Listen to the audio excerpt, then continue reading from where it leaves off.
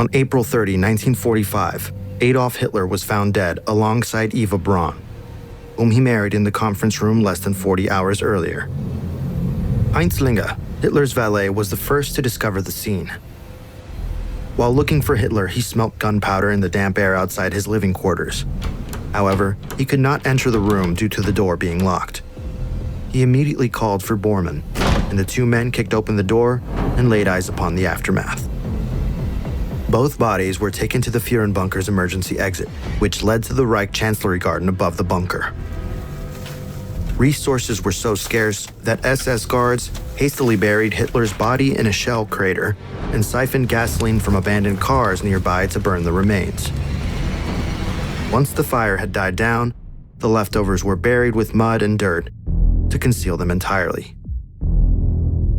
In the hours that followed, several high-ranking Nazi officials in the bunker also refused to surrender.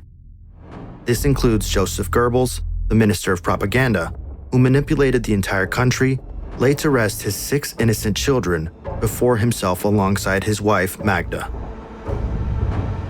General Weidling decided to surrender, hoping to save the remaining lives under his command.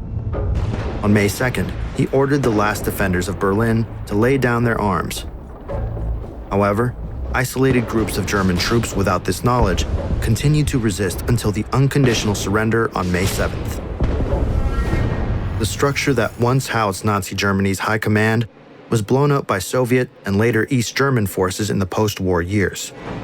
However, because of its robust design, some of it still remains today, dismantled and abandoned. The man responsible for the deaths of 6 million Jews, 2 million Poles, 3 million Soviet prisoners of war alongside the destruction of Europe was unceremoniously buried in an unmarked grave that today is a parking lot.